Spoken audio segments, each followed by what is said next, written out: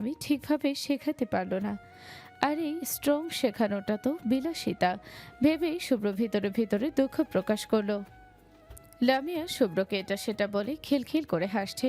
শুভ্র এক গালে হাত রেখে লামিয়ার দিকে মুগ্ধ নয়নে তাকিয়ে তার সব কথা শুনেছে। শুভ্র ভাই। অবিশ্বাস্য চোখে সামনে তাকিয়ে বেশ কাঁপা কাঁপা গলায় ডেকে উঠল লামিয়া। শুভ্র মাথা নিচু করে বসেছিল। লামিয়া ডাক শুনে শুভ্র চট করে মাথা তুলে তাকালো, তারপর আবার দ্রুত চোখ নামিয়ে নিল। আজে সে তার প্রেয়সীর কাছে ধরা পড়ে গিয়েছে, তার শুভ্র বেশ ভালো করেই বুঝতে পেরেছে। লামিয়ার চোখ জ্বলছে, গলা কাঁপছে, মুখ থেকে কোনো কথা বের হচ্ছে না তার। তবু আবার কাঁপা কাঁপা গলায় বেশ কষ্টে বলে উঠল, চুপ করে থাকবেন না শুভ্র ভাই, এটা আপনি তাই না? শুভ্র ধীরে ধীরে মাথা তুলে তাকালো। সে জানে সে ধরা পড়ে গিয়েছে, তবু নিজেকে সামলে জোর করে ঠোঁট টেনে হেসে বলল, কে শুভ্র মিস? আপনি পুরো রুম কাঁপিয়ে ঠাস করে চর বসিয়ে দিল লামিয়া শুভ্রের গালে। শুভ্রের গালে থাপ্পড় পড়তেই শুভ্র হালকা হেসে লামিয়ার দিকে তাকাতে দেখল লামিয়া অস্বাভাবিকভাবে কাঁপছে রাগে। অগ্নিদৃষ্টিতে তাকিয়ে আছে তার দিকে। হালকা সোনালি রঙের চোখের মণিগুলোকে আগুনের ফুলকির মতো মনে হচ্ছে। চোখ মুখ কঠিন হয়ে উঠেছে তার।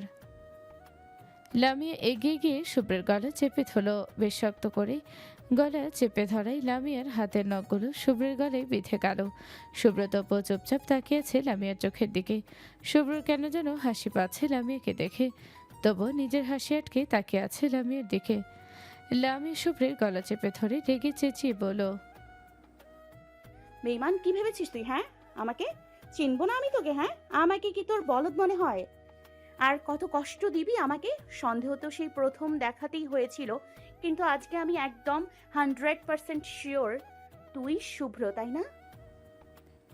শুভ্র চুপ করে তাকিয়ে আছে কোনো কথা না বলে। শুভ্রের নীরবতা দেখে লামিয়ার রাগ আরো বেড়ে গেল।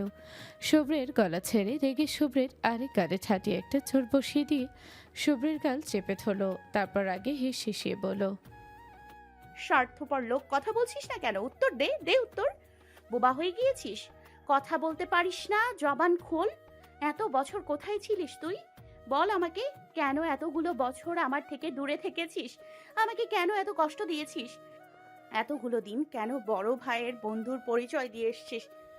আমাকে বল। চুপ করে থাকবি না বেঈমান স্বার্থপর? এতগুলো বছর পর তুই ফিরে আসায় আমি খুশি হব, নাকি তোর দেয়া কষ্ট তোকে ফিরিয়ে দিব? জবাব দে আমাকে। শেষের কথাটুকু বলতেই লামিয়ার গলা ভেঙে এলো। লামিয়ার পুরো শরীর কাঁপছে, চোখ বেয়ে পানি গড়িয়ে পড়ছে, গলা শুকিয়ে আসছে, ভিতরে তোলপাড় শুরু হয়েছে তার। শুভ্রের নীরবতায় লামিয়া মানতে পারছে না।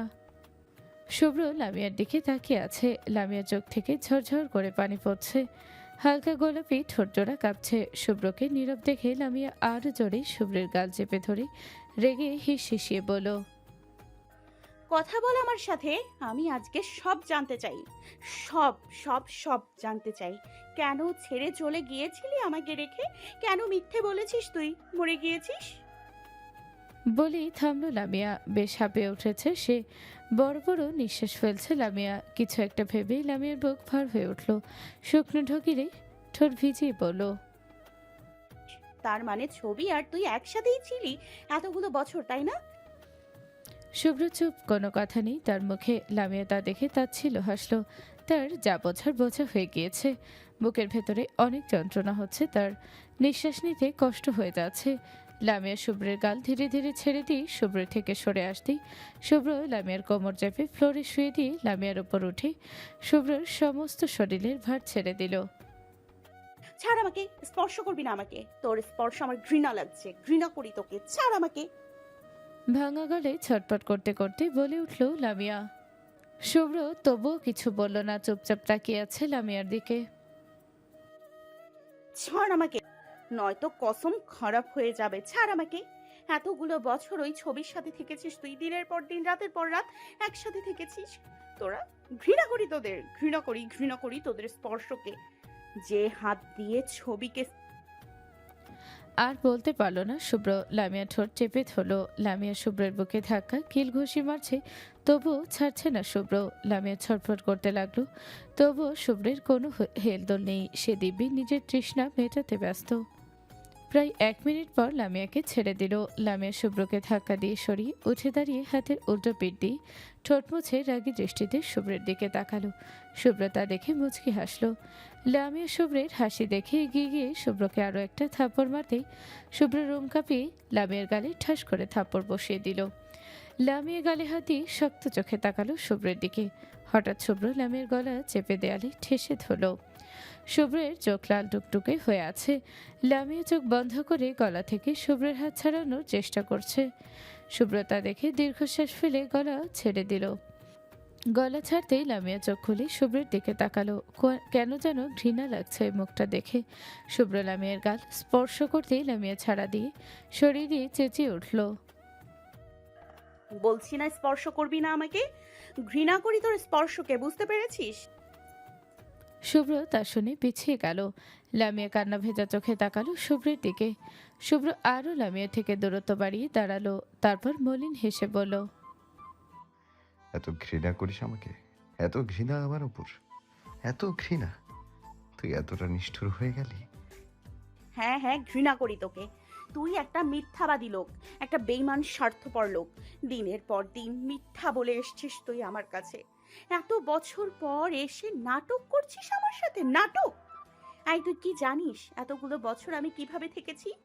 তুই কি জানিস তোর সাথে কথা বলতে না পারার দুঃখ কতখানি? তোর অভাবে আমার ভেতরে কেমন যন্ত্রণা হয়, এটা কি তুই জানিস? তুই কি জানিস তোর সাথে একটু কথা বলার জন্য কেমন ছটফট করেছি? কথার পিপাসা পানির পিপাসার থেকেও তীব্র, এটা কি তুই জানিস? বলেই লামিয়া কাঁদতে কাঁদতে হাঁটু ভেঙে বসে পড়ল ফ্লোরে। তা দেখে শুভ্র এগিয়ে এসে লামিয়াকে ধরতে চাইল, কিন্তু লামিয়া এগিয়ে থামিয়ে দিল। তারপর নিজেকে সামলে কান্না জড়িত কণ্ঠে বলল, এই পৃথিবীতে সবচেয়ে অসহায় অনুভূতি আমার তোমাকে দেখতে ইচ্ছে করছে, কিন্তু তোমাকে দেখতে পারছি না। আবার ভীষণ কষ্ট হচ্ছে। তোমার কাঁধে মাথা রেখে কান্না করতে করতে মনের সব কষ্টের কথা তোমাকে বলতে ইচ্ছে করছে, কিন্তু পারছি না। জানো শুভ্র ভাই, আমি যখন পড়ে গিয়ে ব্যথা পেতাম তখন আমি আশেপাশে তাকিয়ে তোমাকে খুঁজতাম। এই বুঝি আমার শুভ্র ভাই এখনই এসে আমাকে কোলে উঠাবে সেই আশা নিয়ে তাকাতাম, কিন্তু পেতাম না তোমাকে। জানো, একবার হোস্টেলে থাকাকালীন আমাকে অনেক ছেলে মেয়ে ধরে মেরেছিল। আমি তোমাকে খুঁজেছি কিন্তু পাইনি। সেদিন অনেক অসহায় লেগেছিল নিজেকে। তুমি চলে যাবার পর আমাকে সেভ করার জন্য কেউ ছিল না, আমার ছায়া ছিল না আমার সাথে। তুমি তো জানোই আমি ভীষণ ভীত ছিলাম, কাউকে তেমন কিছু বলতে পারতাম না। মন ভীষণ নরম ছিল। আমি এত কঠিন হতে চাইনি শুভ্র ভাই। আমি তো এমন ছিলাম না শুভ্র ভাই। কিন্তু সেদিন সবার মার খাওয়ার পর রাতের বেলা তোমার আর ওই মেয়ের একসাথে যেই ছবিগুলো দেখেছিলাম, তার উপর তুমিও সেদিন বলেছিলে তুমি সেই মেয়েটাকে ভালোবাসো আর বিয়েও করবে। সে রাতে আমি কিভাবে ছিলাম একমাত্র আমি জানি। তুমি সেসব কথা বলে তো আমার সাথে যোগাযোগই বন্ধ করে দিয়েছিলে। যে বুকে তোমাকে আগলে রেখেছিলাম, তুমি সেই বুকেই ছুরিটা মেরেছো শুভ্র ভাই। একটা বার ভাবলে না আমার কি হবে? এই মেয়ে শুভ্র ছাড়া অচল, একদম অচল। শুভ্র না থাকলে এই মেয়ে কিভাবে থাকবে, এই চিন্তা একবারও করনি তুমি। সবচেয়ে বড় কষ্টটা আমার এইখানে লেগেছে শুভ্র ভাই। তোমার দেয়া এই কষ্টটা আমার ছোট্ট মন তখন মানতে পারেনি। নিজের ভালোবাসার মানুষের পাশে অন্য কাউকে দেখে বুকের ভেতরে কেমন যন্ত্রণা হয়েছে তা তোমাকে কিভাবে বোঝাই? আমি যন্ত্রণা মেনে নিতে পারিনি, তাই নিজেকে পরিবর্তন করতে শুরু করলাম। এরপর হোঁচট খেয়ে পড়ে গেলে তোমাকে আর খুঁজতাম না, নিজেই উঠে দাঁড়াতাম। কষ্ট পেলে তোমার কাঁধ আর খুঁজতাম না। তোমাকে দেখার ইচ্ছে হলে ওই আকাশের দিকে তাকিয়ে থাকতাম। তোমার সাথে কথা বলার জন্য মন ছটফট করলে নিজেকে অনেক কষ্টে সামলে নিতাম। কেউ আমাকে একটা মারলে দুটো দিয়ে আসতাম। পরিবর্তন হয়ে গেলাম। বলে থামলো লামিয়া। বড় বড় নিঃশ্বাস নিচ্ছে লামিয়া। শুভ্র বাক্রুদ্ধ হয়ে তাকিয়ে আছে লামিয়ার দিকে। লামিয়া ঝকিলে আবার বলতে শুরু করলো, আর রইল নিষ্ঠুরের কথা। আমি নিষ্ঠুর তাই না? ঠিক আছে, আপনার কথাই ধরে নিলাম। তবে আমি এমন নিষ্ঠুর ছিলাম না। ওই যে কথায় আছে না, প্রত্যেকটা মেয়ে নিষ্ঠুর হওয়ার ক্ষমতা নিয়ে জন্মায়। তবে সময়ের ব্যবধানে সে কতটা নিষ্ঠুর হয় সেটা কেবল তার অতীতের উপর নির্ভরশীল। আমিও আমার অতীত আর আমার প্রিয় মানুষটির জন্য আজ এমন নিষ্ঠুর হয়ে গিয়েছি। বেশ কাঁপা কাঁপা গলায় বলে থামলো লামিয়া। শুভ্র চুপচাপ দাঁড়িয়ে আছে। লামিয়াকে সেদিন রাগের মাথায় এসব কথা বলে দিয়েছিল আর রাগ করে ফোন বন্ধ করে দিয়েছিল, কিন্তু যখন রাগ কমেছে তখন ফোন করার মতো পরিস্থিতি ছিল না। শুভ্র মাথা নিচু করে ভাঙা গলায় বলল, আমি জানি তোকে কষ্ট দিয়েছি, তোর ছোট্ট মনটাকে বিষিয়ে দিয়েছি। তার জন্য আমাকে যে শাস্তি দিবি আমি মাথা পেতে নিব। কিন্তু তুই ব্যতীত অন্য কোনো নারীর দিকে চোখ তুলে তাকানোর সাহস না ছিল, না আছে, আর না কোনোদিনও থাকবে। আমি সেদিন রাগের মাথায় বলেছিলাম ওই মেয়েকে আমি ভালোবাসি। বিশ্বাস কর, তুই ছাড়া এই শুভ্র হৃদয়ে আজ পর্যন্ত কোনো নারীর জায়গা হয়নি, আর হবেও না। শুভ্রর কথাই লামিয়া উঠে দাঁড়িয়ে তাচ্ছিল্য হাসলো। শুভ্র তা দেখে ধীর পায়ে এগিয়ে লামিয়ার সামনে সে দাঁড়ালো। লামিয়া এক পা পিছিয়ে যেতেই শুভ্র লামিয়ার কাঁধে মাথা রেখে ভাঙা গলায় বলল, তোকে বিশ্বাস করানোর মতো আমার হাতে কোনো প্রমাণ নেই যে ভ্রমর। তবে তুই আমাকে যা শাস্তি দিবি আমি তা মাথা পেতে নেব। কিন্তু আমাকে রেখে তুই তুই চলে যাস না ভ্রমর। তাহলে এই দুনিয়ায় আর আমার বেঁচে থাকা হবে না। বেঁচে থাকা কষ্টের হয়ে যাবে। তুই শুধু তোর কষ্টটা দেখলি, কিন্তু আমি যে আমার সুন্দর একটা পরিবার হারিয়ে, তোকে হারিয়ে কিভাবে দিন কাটিয়েছি তা দেখলি না ভ্রমর। কতদিন খালি পেটে রাস্তায় রাস্তায় ঘুরেছি, রাস্তায় রাত কাটিয়েছি, কত বড় বিপদ আপদ থেকে বেঁচে ফিরেছি সেটা শুধু আমি জানি। তুই যেমন আমাকে দেখার জন্য ছটফট করতি, আমিও তোকে দেখার জন্য ছটফট করতাম। তোকে না দেখতে পেয়ে আমার বুকের মধ্যে কেমন যে যন্ত্রণা হতো। ভ্রমর, যদি তোকে দেখাতে পারতাম রে, তাহলে তুই আজ এই অভিযোগ করতে পারতি না। তবে আমাকে মাফ করে দে ভ্রমর, আমাকে মাফ করে দে। যাস না আমাকে রেখে। আমি এতিম ছেলে, তুই ছাড়া দুনিয়াতে আমার আর কেউ নেই। এখন যদি তুইও চলে যাস তাহলে আমি কিভাবে বাঁচবো? বলেই নীরবে কেঁদে উঠল শুভ্র। লামিয়া স্তব্ধ হয়ে দাঁড়িয়ে আছে। সে হয়তো ভেবেছিল শুভ্র যেহেতু বেঁচে আছে তাহলে তার শুভ্রা মা আর বাবাও বেঁচে আছে, কিন্তু শুভ্রের কথা শুনে লামিয়া পাথর হয়ে গেল। শুভ্র লামিয়ার গলায় মুখ গুজে নীরবে কান্না করছে। লামিয়া পেছন থেকে শুভ্রকে ধরল না, আনা সান্ত্বনা দিল। পাথরের মতো দাঁড়িয়ে আছে লামিয়া। শুভ্রের নীরব কান্না থেমে গেল। হঠাৎ শুভ্রের হাত পা ছেড়ে দিল। নিচে পড়ে যেতে নিলেই লামিয়া শক্ত করে শুভ্রকে আঁকড়ে ধরল, কিন্তু শুভ্রের শরীর ভারী হয় লামিয়া তার সামলাতে না পেরে লামিয়া শুভ্রকে নিয়ে বিছানায় পড়ে গেল। লামিয়া তাড়াতাড়ি করে শুভ্রের মাথা নিচে হাত রাখলো। যদি হাত না রাখতো তাহলে এখনই খাটের কোণায় বাড়ি খেয়ে মাথাটা ফেটে যেত। লামিয়া বিছানা থেকে উঠে শুভ্রের মাথায় নিচ থেকে হাত সরিয়ে নিয়ে শুভ্রের পা তুলে দিল বিছানায়। লামিয়া জামার হাতে চোখ মুছে বিছানায় বসে শুভ্রের মাথার নিচে বালিশ দিয়ে দিল। চোখ বোলালো পুরো মুখে। এত বছর পর প্রিয় মানুষটাকে দেখে লামিয়া প্রথমে শখ ছিল, তার উপর যাকে এতগুলো বছর মৃত ভেবে এসেছে তাকে সামনাসামনি দেখে লামিয়া অনেকটা আশ্চর্য হয়েছিল। তবে শুভ্রকে প্রথম দেখায় তার চালচলন দেখে কেমন জানি খটকা লাগেছিল। লামিয়ার আবার ছবি বেঁচে আছে, এত বছর পর ছবিকে দেখেছে। এসব নিয়ে লামিয়ার মনে বারবার অনেক প্রশ্ন ঘুরপাক খাচ্ছিল, কিন্তু কাউকে কিছু বলিনি। তার উপর সবচেয়ে বেশি অবাক হয়েছিল লোকটার বুকের পড়ে যাওয়া ক্ষতের দাগ দেখে। এতদিন খেলতে খেলতে শুভ্র আগুনে পড়ে গিয়ে তার শরীরের আগুন লেগে গিয়েছিল। ভাগ্য ভালো ছিল সেদিন পাশে পুকুর ছিল। গায়ে আগুন লাগতে শুভ্র দ্রুত পুকুরে লাফ দিয়েছিল। বেশি কোনো ক্ষতি না হলে বুকটা সেদিন ঝলসে গিয়েছিল। ভেবে লামিয়া দীর্ঘশ্বাস ফেলে তাকালো শুভ্রের দিকে। অবশেষে তার প্রিয় মানুষ তার সামনে শুয়ে আছে। তবে এই লোকটাকে সে এমনি এমনি ছেড়ে দিবে না, শাস্তি দিবে এই লোককে। তবে তার আগে সব প্রশ্নের উত্তর জানতে হবে, আর এই সব কিছুর প্রশ্নের উত্তর কেবল একজনই জানে। ভেবে বিছানা থেকে উঠে দাঁড়ালো। তারপর আলমারি থেকে একটা কালো রঙের টি শার্ট বের করে গায়ে জড়িয়ে দিল। পরনে এখনো কোমরের টাওয়াল। দেখে ভ্রু কুচকে ফেলো। টি শার্ট তো পরিয়ে দিল, কিন্তু প্যান্ট কিভাবে পরাবে ভেবেই বিরক্ত হলো।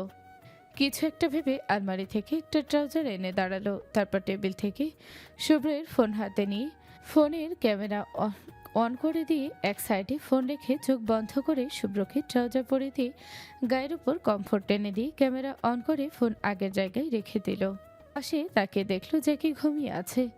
এতক্ষণ চিল্লাচিল্লিতে কোথায় গিয়েছিল কে জানে। এখন আবার এসে দিব্যি ঘুমাচ্ছে। বাড়িতে ব্ল্যাকি কি করছে আল্লাহ জানে।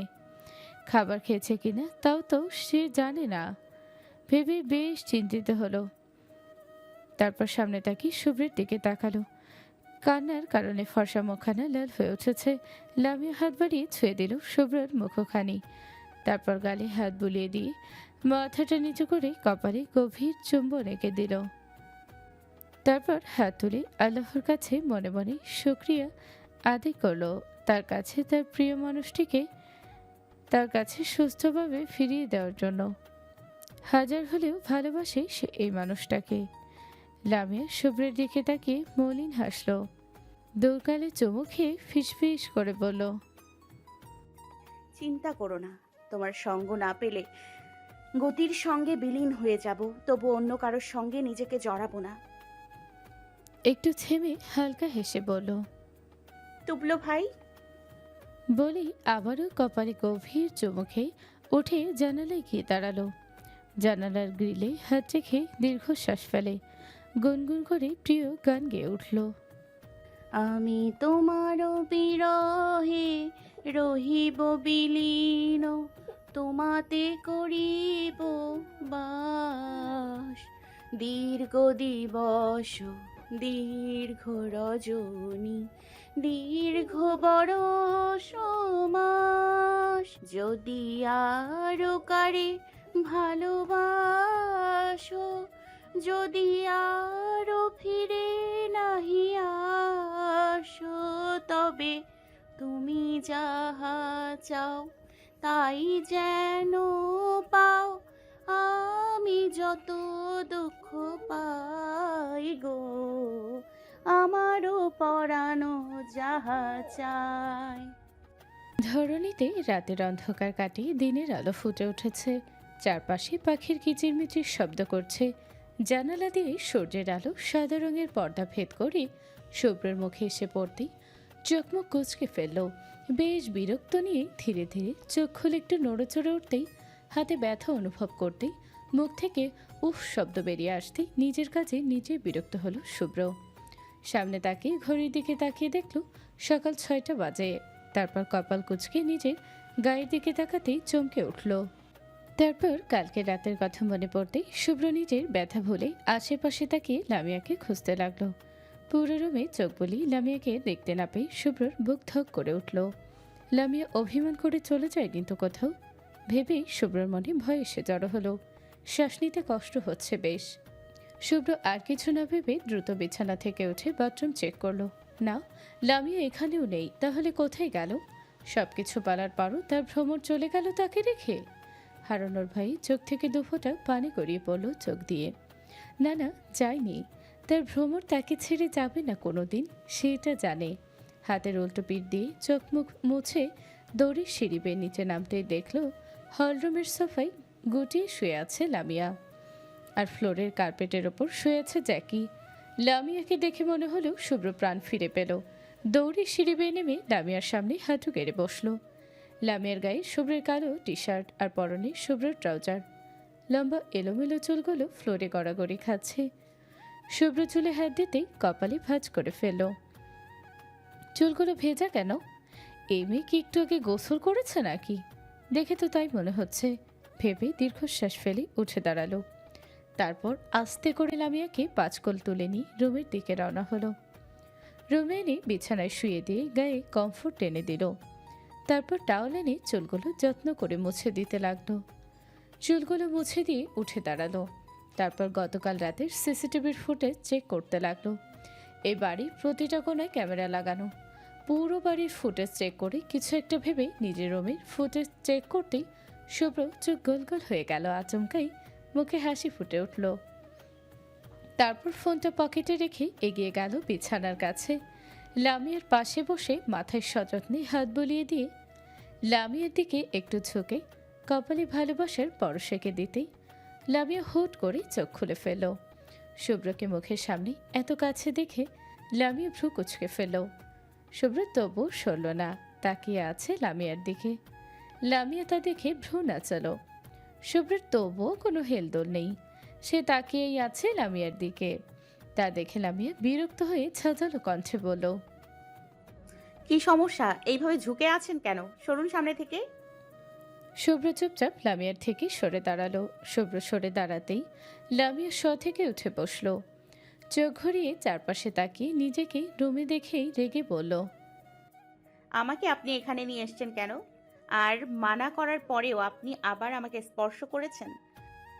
বেশ করেছি, আরও করব। কোনো সমস্যা? শুভ্র কপট রাগ দেখিয়ে বলল, সমস্যা মানে? আপনি অনুমতি ছাড়া আমার গায়ে হাত দেবেন, আবার বলছেন কোনো সমস্যা? হ্যাঁ বলছি। আপনাকে আমি ঘৃণা করি, বুঝতে পারছেন? কান খুলে শুনে রাখুন, দ্বিতীয়বার আমার অনুমতি ছাড়া আমাকে স্পর্শ করবেন না। আর একজন যে আমার অনুমতি ছাড়া কালকে রাতে আমাকে স্পর্শ করলো, আমার কপালে চুমু খেলো, আবার বলেই থেমে লামিয়ার দিকে তাকালো। লামিয়া আশ্চর্য হয়ে তাকিয়ে আছে।